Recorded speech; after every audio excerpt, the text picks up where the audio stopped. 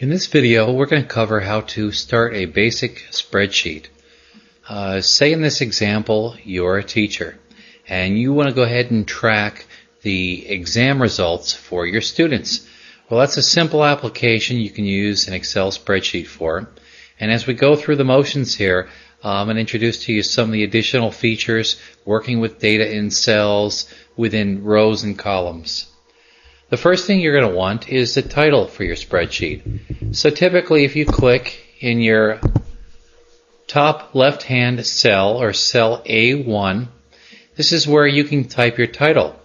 Now before you start typing anything, whether it's a number or whether it's text, whichever cell is selected or your active cell is the cell that will start to receive your data input.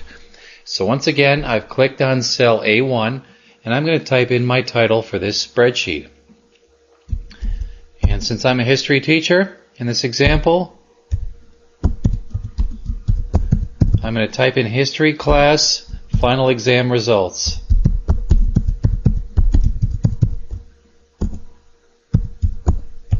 Now, hitting enter will take me down to the next row, so I'm going to go ahead and do so. But before I do that, take a look at how the title, or what I've typed into that cell, appears not only within cell A1, notice it also spans across columns B and C. I'm going to talk to you about how to center a title across a spreadsheet in a little bit. Also notice that over here in what is called the formula bar, that text also appears there, which is helpful when it comes time to edit or make changes to the text that you've entered. Hitting the enter key, I'm going to get transported down to the next row. And now I'm going to put the headers in for my columns. And I'm going to want to include my student names.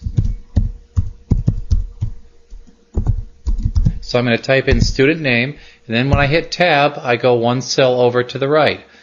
Now you see how the student name column heading extends over column B. Don't worry about that. I'll show you how to expand or widen your columns. But clicking in column B, I'm going to go ahead and type in the exam result heading. And then I'm going to hit tab again and type in grade. I'm going to hit enter. Okay. Now you see what happens? All the columns in a spreadsheet are fixed width. That is right off the bat. But you have the ability to adjust the width to fit the entries contained within your column, because you see how student name is now getting cut off at the end of that column, and exam result as well. Well, we're going to go ahead and fix that. First thing I want to do here is I want to work with the title. I want to make the title stand out a little bit. It is, after all, my heading. Now, I see how it expands or extends across columns B and C, as I mentioned. Now, however, if I click in cell A1, I see the text that exists within that cell up here in the formula bar. If I click in cell B1, which is column B, row 1, I see nothing over here in the formula bar. The same thing for C. That clearly indicates to me that where I see history class final exam results, it really exists only within column A, row 1. So I'm going to highlight that cell, and then I can use the formatting icons here from my Home tab on my Excel ribbon, and I can click on the bold. Notice that there's also a keyboard shortcut, Control B, but I click the icon and that bolded that title or that heading. Now I'm also going to increase the font size, and I have this little drop down here. I'm going to increase the font size to make it stand out a little bit. Now one of the nice features of many of the aspects here, and as you see I'm doing it in Excel 2007, is if you're going to apply a change to the look or an aspect of a component on your spreadsheet, in many cases you could just hover over your different options and see those options actually take effect in the background and apply themselves before you actually commit to the change by clicking on what you want. This makes it very helpful to see how your results are going to appear before you actually make your choice. So you can make the best choice you want. I'm going to go ahead and choose 16 point or 16 size font by clicking. Now I'm going to come down here and I see, well, I clearly have to adjust the width of the column. Now, the shape of your cursor is going to vary depending upon what you're trying to do in a spreadsheet. Typically, it's a little three-dimensional little plus symbol. However, if I move that over to the columns, I notice I get a little downward pointing arrow. And then when I go in between columns, it changes again to a two-way arrow. So it's very important you take note of the different changes in the look of the cursor, because when you are trying to do different things, it will take on different shapes. Now if I move it directly in between A and B, and it has to be up here where the letters are, it can't be on the body of the spreadsheet itself, I can then left click my mouse, drag that column over to the right, and widen it. And notice as I do so, it tells me the dimensions in terms of the width of the column if I hold my left button in. So if I'm looking for a specific dimension, I can drag it out until it hits that number and release it. Now I'm going to do the same thing between column B and column C. It's helpful to have that dimension displayed, because if I say, okay, I've made that 15 wide, I can do the same thing for my column B and drag that out so I know that the dimensions are the same for columns A and columns B.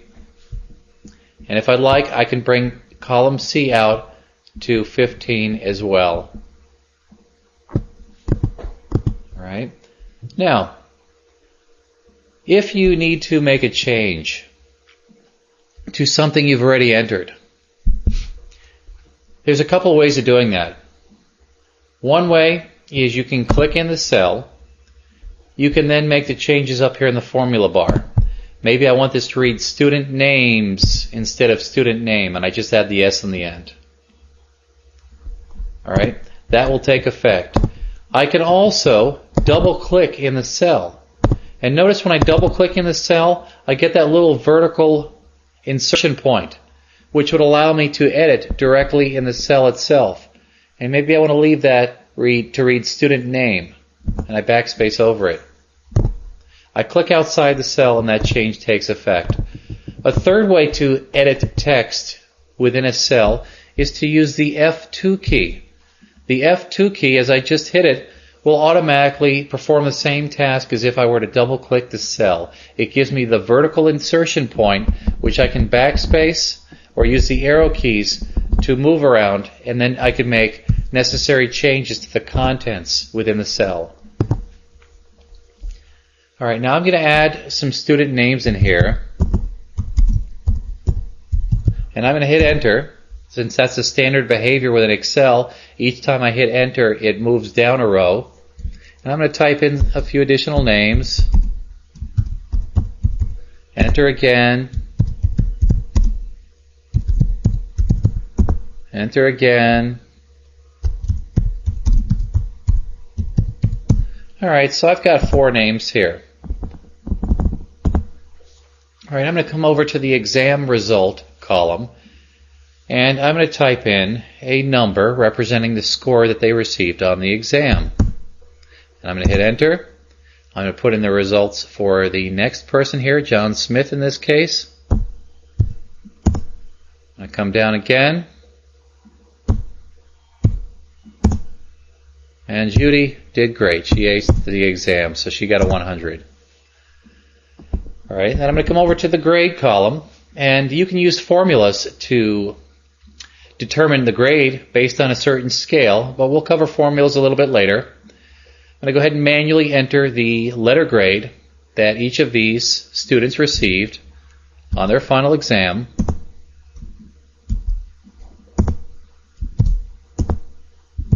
And there we go, everybody did pretty well.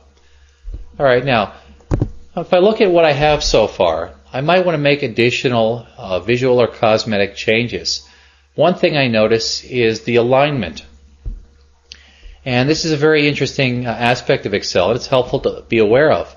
If you type a number into a cell, it will right align itself or align it to the right of that column or cell. If you type in a letter or a word, it will left align itself automatically. If you want to change the alignment, note that you have the alignment icon group up in your ribbon on the Home tab, and you can use the icons to set your alignment preferences. And there's a few ways of applying formatting changes. One of which is to just highlight the range of cells you'd like to make the change to. Say I'd like to center these within the cell, within the column. I can highlight just the range of cells I want to apply that change to and click on the appropriate alignment icon. But since I only highlighted a range, if I come down and add in another student and then type in their score, well, that's going to go ahead and continue the alignment sequence. You can also adjust the formatting for the entire column, columns or rows. If you move your cursor over the column name or letter and click the left mouse button, it will highlight that column all the way down to the very bottom of that spreadsheet, over 1,048,000 rows worth. You can then use any of your formatting icons to apply a change, and this will ensure that it will carry all the way down that column. So if I wanted to click on the center line, that will align everything in that column to the center. I'm going to do the same thing for my column C. I'm going to click right on the letter C. I notice that when I move over that letter, I get that downward pointing arrow. I click on the center alignment, and that ensures for me that columns B and C now are center aligned all the way down my screen. All right. Something else I might want to do is I might want to highlight by clicking and dragging across the headings in this little spreadsheet here to include student name, exam result, and grade. And I'm going to hit the bold icon. And I'm going to make sure that those are centered as well by clicking on the center icon on the alignment group to make them stand out a little bit.